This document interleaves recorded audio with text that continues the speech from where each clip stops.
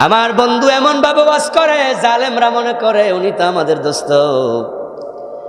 পুরা আলেম সমাজ এক পক্ষে কথা বলছে আর তুমি বদনার কথা বলছ।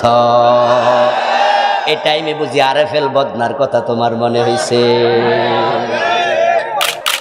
কয়দিন আগে আমরা দেখেছি টেলিভিশনের একটি টক শোতে শাহরিয়ার কবিরের সাথে এনায়েতুল্লাহ আব্বাসী সাহেবের বিশাল একটা বহস হয়েছে, ঠিক না? আব্বাসী সাহেবের সাথে আমার বিভিন্ন মাসালা দ্বিমত ছিল। উনি আলহামদুলিল্লাহ অনেক মাসালা থেকে এখন সরে এসেছেন, হকের পক্ষে চলে এসেছেন। উনি হকের পক্ষে চলে আসলে উনিও আমার বন্ধু হয়ে যাবেন। আল্লামা মামুনুল হক সাহেব কিছু হক কথা বলা শুরু করছে, এখন হত্যা মামলার আসামি বানানোর উপায়ে তারা চলছে। বিবর্তন media, be honest and make honesty. তুমি যারা আজকে হক্কানি পীর বলো, এমন হক্কানি পীর বাংলাদেশে দেখা যায় যাদের সামনে হাজারো জুলুম হয়, অন্যায় হয়, তারা মুখ ফুটে প্রতিবাদটাও করে না।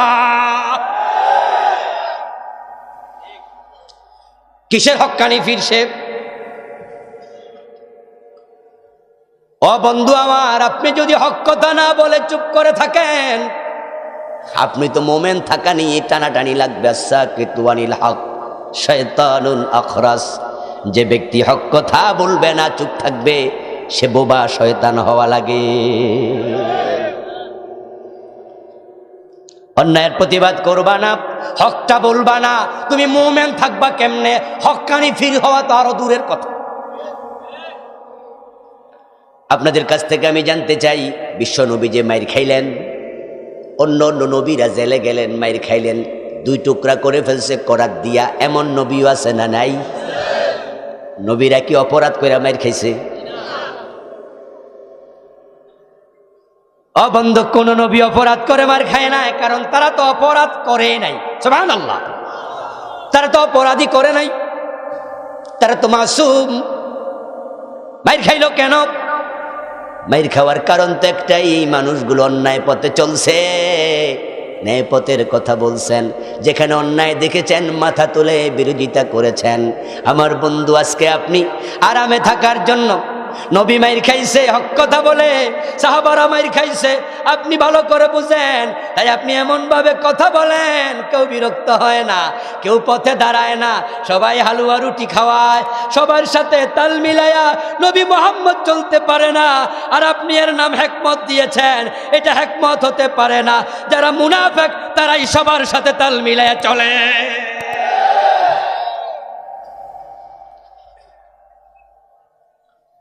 এখন হক কথা না বলে আপনি হক্কানি ফির।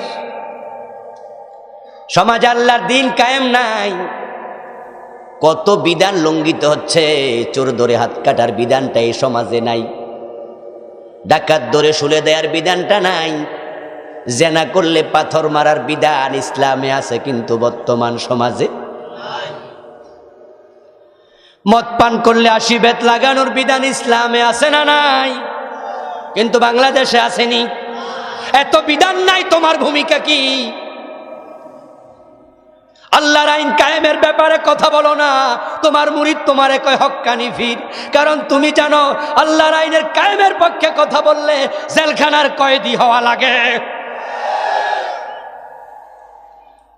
বিনা দোষে মামলা খাওয়া লাগবে, বাড়িতে ঘুমাইতে পারবা না, তোমার খানকা টিকবে না, তোমারও জেলখানায় ঢুকাবে, আবার বেশি কথা বললে ফাঁসির আসামিও বানায়া দিতে পারে।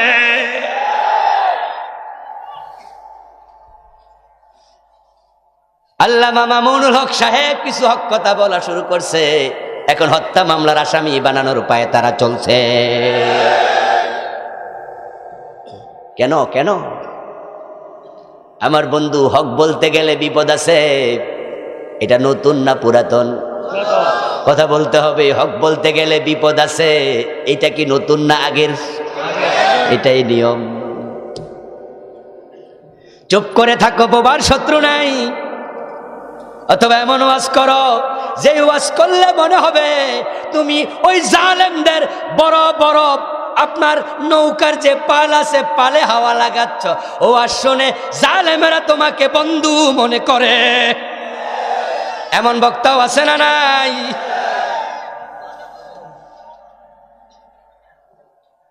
আমার বন্ধু এমন ভাবে ওয়াজ করে জালেমরা মনে করে উনি তো আমাদের দোস্ত।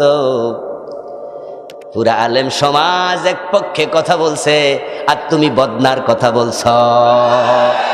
এই টাইমে বুঝি আরএফএল বদনার কথা তোমার মনে হইছে। আমার ভাইয়েরা, আপনাকে আমাকে হক্কানি চিনতে হলে হকের কাছে যাইতে হবে। আল্লাহর দেব জমিনে আল্লাহর দিন কায়েমের কথা যারা বলে না, পীর হোক, বুজুর্গ হোক, বক্তা হোক, ইমাম হোক, আলেম হোক, তারা হক্কানি হতে পারে না, তারা হক্কানি না। আল্লাহ তাআলা আপনাকে আমাকে জান্নাতের পথ দেখানোর জন্য নবী রাসূল পাঠাইলেন জমিনে। নবী রাসূলরা যে পথ দেখাইছেন আমাদেরকে সে পথে চলতে হবে। এটা আল্লাহর বড় করুণা, তিনি আমাদের কাছে তাদেরকে পাঠালেন। এখন অসংখ্য গণিত নবী দুনিয়াতে এসে জান্নাতের পথটা কেমনে দেখাইছেন জানা দরকার আছে না নাই? আমার বন্ধু জান্নাতের পথ দেখাইছেন সব নবী আল্লাহর শেখানো পন্থায়।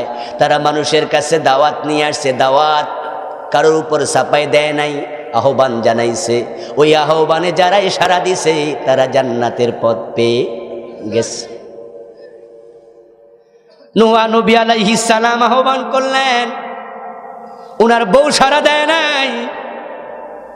নূহ নবী 950 বছর আহ্বান করেছেন জান্নাতের পথে, কত মানুষ সাড়া দিল, ছেলে কেনান সাড়া দেয় নাই। আল্লাহ তাআলার কাছে উনি এক পর্যায়ে অনুযোগ করলেন, খোদা দাউতু কওমি লাইলান ওয়া নাহারা, দিন এবং রাতে তাদেরকে আমি দাওয়াতটা তো দিছি। কি দিছি? দাওয়াত দিছি, আহ্বান করেছি, জোর করি নাই, চাপায়া দেই নাই। দিন এবং রাতে আহ্বান করেছি, কিন্তু তারা পলাইছে, শুনে নাই। রব্বি লা তাযার আলাল আরদি মিনাল কাফিরিনা দাইয়ারা, আমি বুঝে গেছি তারা ঈমান আনবে না, তা তাদেরকে তুমি আর ছাড় দিও না, শেষ করে দাও, ঘরবাড়িগুলো শেষ করে দাও।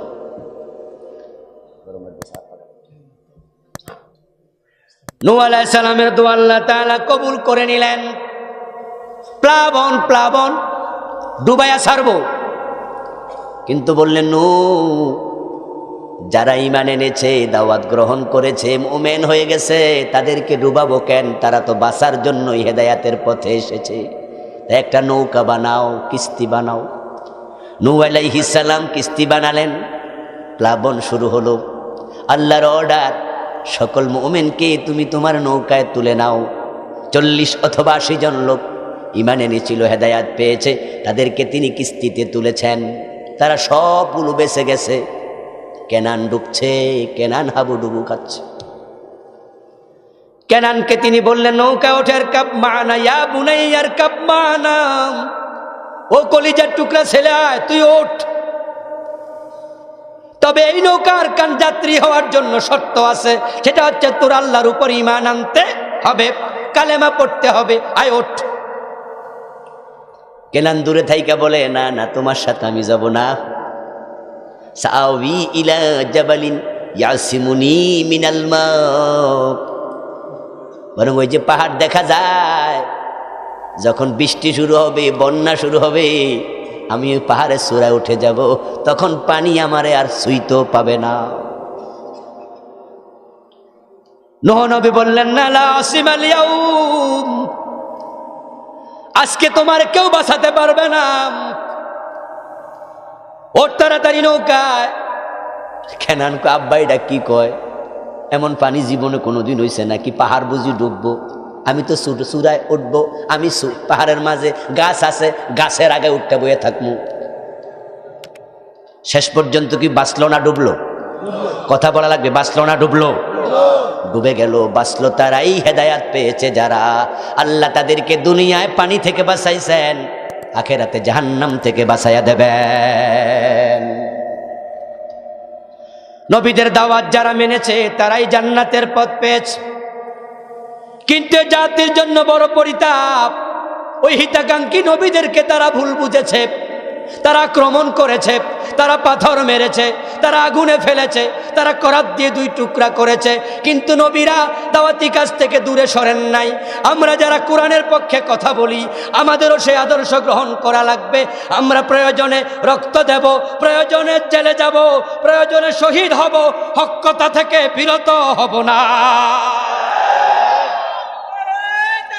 আল্লাহ আল্লাহু আকবার।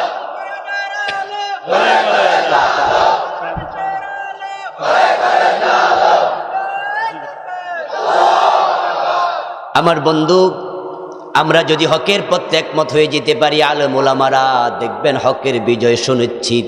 হকের সামনে কোনোদিন মিথ্যা দোপে টিকে না। হকের সামনে মিথ্যা পরাজিত হয়। ইন্নাল বাতিলা কানা যাহুকা, আল্লাহ নিজে বলছেন বাতিল পরাজিত হবে। কয়দিন আগে আমরা দেখেছি টেলিভিশনের একটি টক শোতে শাহরিয়ার কবিরের সাথে এনায়েতুল্লাহ আব্বাসী সাহেবের বিশাল একটা বহস হয়েছে, ঠিক না? আব্বাসী সাহেবের সাথে আমার বিভিন্ন মাসালা দ্বিমত ছিল। উনি আলহামদুলিল্লাহ অনেক মাসালা থেকে এখন সরে এসেছেন, হকের পক্ষে চলে এসেছেন। উনি হকের পক্ষে চলে আসলে উনিও আমার বন্ধু হয়ে যাবেন। আমরা ওনারা অ্যাপ্রিসিয়েট করছি, প্রশংসা করছি।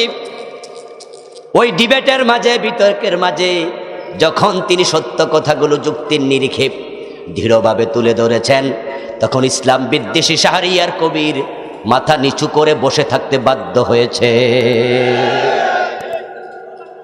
এটাই নিয়ম, এটাই নিয়ম। সত্য যখন প্রকাশিত হয়, মিথ্যা পালানোর পথ খুঁজতে থাকে। কিন্তু পরিতাপ, আজকে সত্যপন্থীরা জুজুর ভয়ে ঢুকছে। ভয় পাচ্ছে তারা কে কোন জায়গা দিয়ে কি করে। পরিবেশটাও প্রতিকূল, এটাও সত্য কথা। কারণ কেউ কয় খেলা হবে, ঠিক না?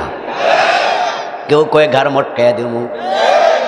আবার কয়েকদিন আগে একজন আইনের পোশাক পইরা কয় হাত ভাঙ্গা দিমু।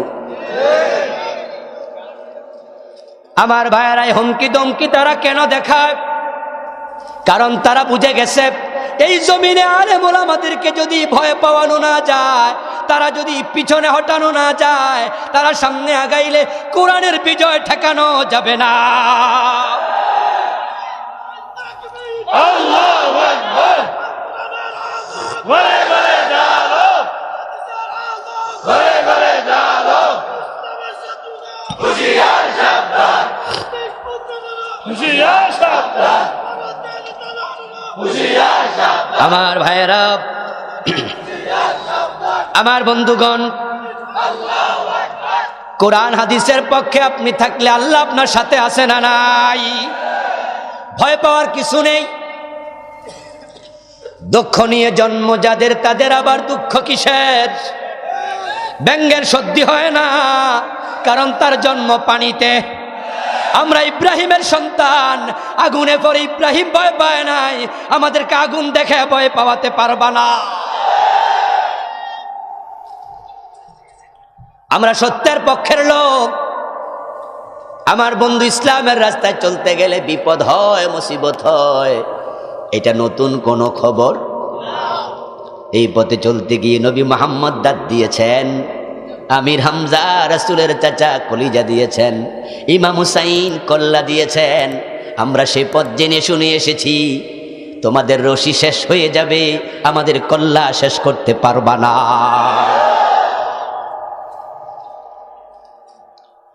নবী এবং রাসূলেরা দাওয়াত নিয়ে এসেছেন, আমরা তাদের পথে দাওয়াত দেই। আমরা তো চাপায়া দেই না। তোমরা কেন আমাদের ঘাড় মটকাইবা? কেন আমাদের হাত ভাঙবা? আমরা তো চাপায়া দিতে বলি না। আমরা বলি এটা জায়েজ, ওটা জায়েজ না। আমাদের কথা মন গড়া না, আমরা কোরআন হাদিসের আলোকে ফতোয়া দিয়ে থাকি। নতুন ওয়াজ ও ইসলামিক সঙ্গীত পেতে আমাদের বিবর্তন মিডিয়া চ্যানেলটি সাবস্ক্রাইব করুন।